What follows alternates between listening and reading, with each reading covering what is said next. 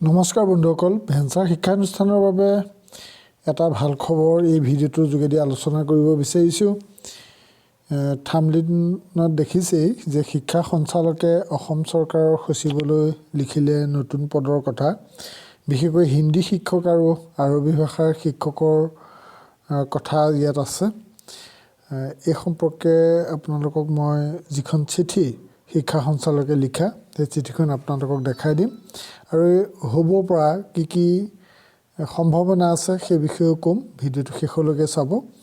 আৰু এইখিনিতে মই শিক্ষা সঞ্চালকৰ যিখন চিঠিখন দেখুৱাৰ প্ৰাক মুহূৰ্তত আপোনালোকক এটা কথা কওঁ যে ভেঞ্চাৰ শিক্ষানুষ্ঠানৰ সম্পৰ্কত মই ধাৰাবাহিকভাৱে ভিডিঅ' দি আছোঁ। যদি চেনেলটো ছাবস্ক্ৰাইব নকৰাকৈ আছে তেতিয়াহ'লে জলদি ছাবস্ক্ৰাইব কৰি ল'ব।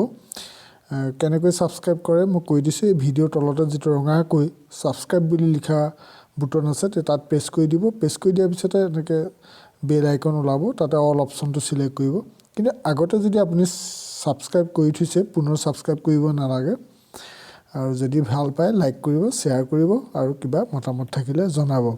এতিয়া মই মূল কথাটোলৈ আহিছোঁ যে বহুতে এইটো কথা সুধি আছিলে, জানিব বিচাৰি আছিলে আৰু বিশেষকৈ আপাৰ প্ৰাইমেৰী স্কুলৰ ক্ষেত্ৰত হিন্দী শিক্ষকৰ পদটো হ'বনে নহয় বা আৰবী ভাষাৰ শিক্ষকৰ পদটো হ'বনে নহয় সেইটো এটা বৰ সন্দেহত আছিলে। কাৰণ প্ৰায়বিলাকে জানেই যে আপাৰ প্ৰাইমেৰী স্কুলৰ ক্ষেত্ৰত মাত্ৰ 3টা পদহে ৰিকমেণ্ডেড কৰিছে আৰু 2টা পদ নন ৰিকমেণ্ডেড লিষ্টত আছে মানে। গতিকে এই সম্পৰ্কে মই আগতে কৈছিলোঁ। শেহতীয়াকৈ যিখিনি কথা বতৰা চলি আছে, ফেব্ৰুৱাৰী মাহতে যি বাজেট অধিৱেশন হ'ব মানে 2020 চনৰ ফেব্ৰুৱাৰী মাহত, সেই বাজেট অধিৱেশনত আইনখন সংশোধন হোৱাৰ কথা আছে। আৰু বিগত যি অধিৱেশন তাতে এই সম্পৰ্কে আলোচনা হৈছিলে। আপাৰ প্ৰাইমেৰী স্কুলৰ ক্ষেত্ৰত যে 3টা পদ হ'লে নহ'ব, যে 3টা পদ হোৱাটো যুক্তিসংগত নহয়।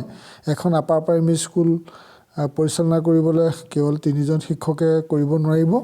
আপোনালোকে গম পাইছে, language teacher, social science teacher আৰু ছায়েন্স এণ্ড মেথছ টিচাৰ বুলি 3টা পদহে ৰিকমেণ্ডেড লিষ্টত ধৰিছিলে। গতিকে এই সম্পৰ্কে যথেষ্টখিনি আলোচনা বিলোচনা হৈ আছে আৰু 5টা পদ হোৱাৰ খুব সম্ভাৱনা আছে। খুব এতিয়ালৈকে হৈ উঠা নাই, কিন্তু হোৱাৰ যথেষ্ট সম্ভাৱনা আছে। এই বিষয়ে সংশোধনী কথা চলি আছে। কিন্তু মই এই ভিডিঅ'টোত মূলতঃ আপোনালোকক মই দিব বিচৰা ভাল খবৰটো সেইটো হৈছে হিন্দী শিক্ষক আৰু আৰবী ভাষাৰ শিক্ষকৰ বাবে। সেই সম্পৰ্কত কি লিখিছে মই ইয়াতে দেখুৱাই দিছোঁ। এই চিঠিখন লিখিছে director elementary education Assam, Kahilipara, Guwahati 19। Elementary এডুকেশ্যনৰ ডাইৰেক্টৰে লিখিছে। ক'লৈ লিখিছে চিঠিখন চাওক। সেইখন লিখিছে দ্য ছেক্ৰেটাৰী, চিঠিখন লিখিছে to the secretary to the government of Assam, education department, Dispur, Guwahati 6। আপোনালোকে ফ্ৰম ইয়াত দেখিছে Sanjeev Kumar Bhuyan, MSc, director of elementary education Assam. গতিকে এলিমেণ্টেৰী এডুকেশ্যনৰ ফালৰ পৰা মানে প্ৰাথমিক শিক্ষাৰ সঞ্চালকৰ ফালৰ পৰা অসম চৰকাৰৰ সচিবলৈ এই চিঠিখন লিখিছে। এই চিঠিখনত মূলতঃ যিটো কথা আছে আৰু চিঠিখন কেতিয়াৰ সেইটো দেখুৱাই দিছে, ডিচেম্বৰৰ 9 তাৰিখে লিখিছে এই মাহৰ। গতিকে শেহতীয়া এখন খবৰে।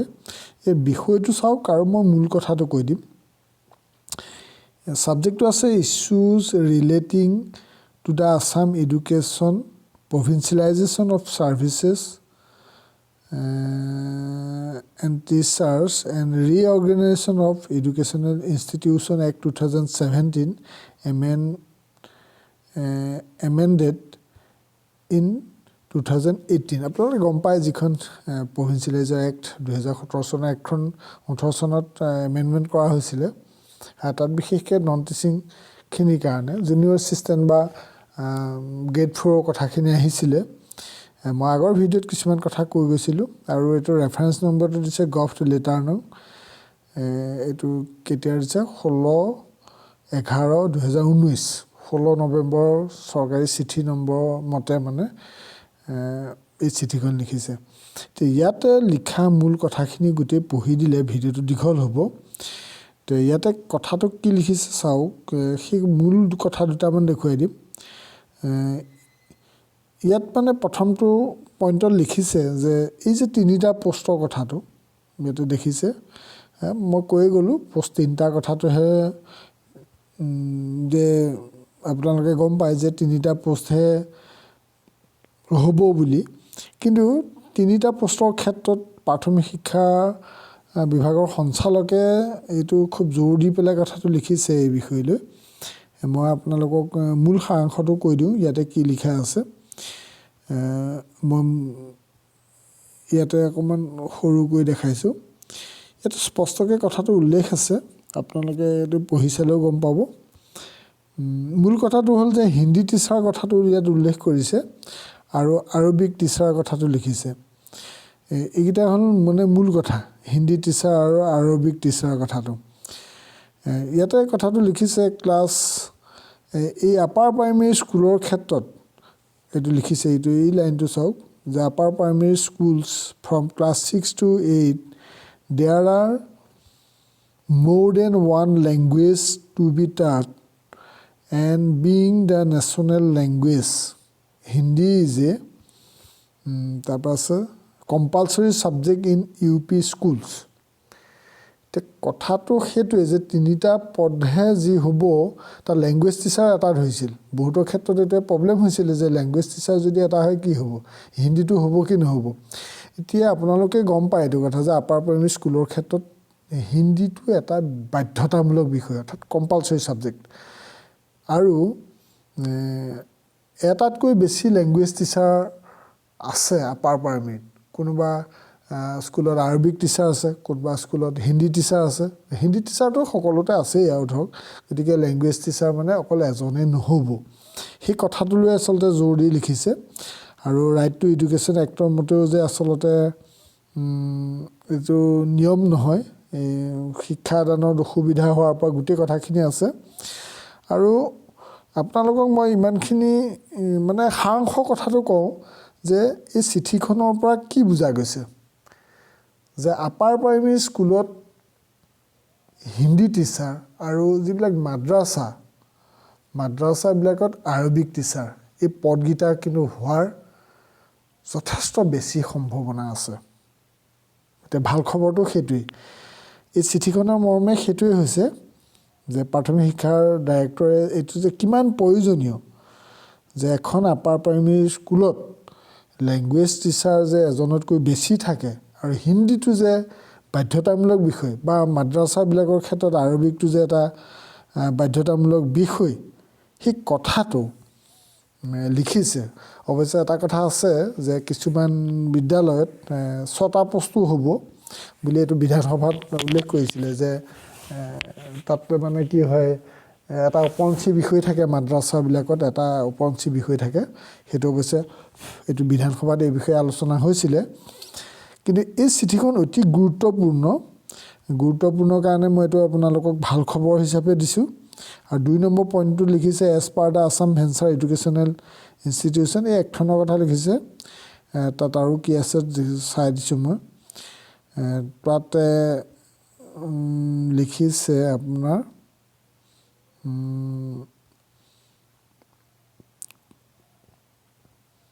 এই যিটো 1/1/2006 পিছত ৰিকগনিশ্যন, এই ৰিকগনিশ্যন 1/1/2006 পিছৰ ৰিকগনিশ্যনৰ কথাটো ইয়াতে উল্লেখ কৰিছে। এইটো এটা মই পৃথক ভিডিঅ'ত আপোনালোকক আগতেও কিছু কথা কৈছিলোঁ, পৰৱৰ্তী সময়ত ক'ম। মাত্ৰ এইটো ভিডিঅ'ৰ যোগেদি আপোনালোকে এইটোৱে বুজি উঠক, এই চিঠিখনৰ যোগেদি এইটোৱে বুজি উঠক, হিন্দী টিচাৰ আৰু আৰবিক টিচাৰ এই 2টা পদ হোৱাৰ পূৰ্ণ সম্ভাৱনা আছে। সেইটো হ'ল এটা ভাল খবৰ। গতিকে মই চমু কৰোঁ কথাখিনি এইখিনি মূলতঃ। গতিকে আপোনালোকে হয়তো বহুতে এই লেটাৰখন পাবও পাৰে, কিন্তু মই আপোনালোকক ইয়াক স্পেচিয়েলি জনাই দিলোঁ কাৰণ বহুতে যথেষ্ট চিন্তাত আছে। কাৰণ এখন বিদ্যালয়ত যদি 3টা পদ হয়, বাকী পদখিনি কি হ'ব এনেকুৱা লৈ আছে। আৰু 5টা পদ হোৱাৰ সম্ভাৱনাটো আছে। তাতকৈও কিন্তু বেছি সম্ভাৱনা হৈ আছে হিন্দী আৰু আৰবিক টিচাৰ ক্ষেত্ৰত। এইখিনিকে ক'লোঁ। এইখিনিকে কৈ মই ভিডিঅ'টো সামৰিব বিচাৰিছোঁ। কেনে পালে নিশ্চয় জনাব। আপোনালোকৰ বাবে মই বিভিন্ন ধৰণৰ তথ্য দিবলৈ চেষ্টা কৰিম। আপোনালোকে যদি ভেঞ্চাৰ শিক্ষানুষ্ঠানৰ সম্পৰ্কত কিবা ধৰণৰ তথ্য আপোনালোকৰ হাতত পায়, তেতিয়াহ'লে মোৰ হোৱাটছআপ নম্বৰত প্ৰেৰণ কৰিব। মই হোৱাটছআপ নম্বৰটো কৈ দিছোঁ 8638067066। আকৌ কৈছোঁ 8638067066। এই হোৱাটছআপ নম্বৰত আপোনালোকৰ হাতত যদি ভেঞ্চাৰ শিক্ষানুষ্ঠান সম্পৰ্কে কিবা তথ্য মজুত আছে, আপোনালোকে জনাব। মোৰ যোগেদি মই অসমৰ সকলো ভেঞ্চাৰ শিক্ষানুষ্ঠানৰ শিক্ষক কৰ্মচাৰী পাব পৰাকৈ মই সুবিধা কৰি দিম। আপুনি যদিহে এজন ভেঞ্চাৰ শিক্ষানুষ্ঠানত শিক্ষক বা কৰ্মচাৰী পদত কিবা কাৰ্যনিৰ্বাহ কৰি আছে, তেতিয়া আপুনি বুজিছেই যে কিমান আগ্ৰহে কিমান আশাৰে বাট চাই আছে কিবা এটা ভাল খবৰ পাম বুলি। সকলোৱে বছৰ বছৰ ধৰি বিনা বেতনত শিক্ষাদান কৰি অহা সকলৰ কথা সকলোৱে অনুভৱ কৰে। গতিকে আপুনি কিবা খবৰ পালে এই নম্বৰত পঠাব আৰু এই ভিডিঅ'টো শ্বেয়াৰ কৰিব যাতে সকলোৱে গম পায়। আপুনি কিবা এটা কাৰোবাক খবৰ এটা দিয়কচোন। খবৰটো দি অকণমান বুজি পাই পেলাই কিমান চিন্তাত আছে শিক্ষকসকল। গতিকে আপোনাৰ অকণমান সহযোগিতাই হয়তো বহুতৰ মনত আশাৰ সঞ্চাৰ সৃষ্টি কৰিব। থেংক ইউ ফৰ ৱাচিং। জয় অসম।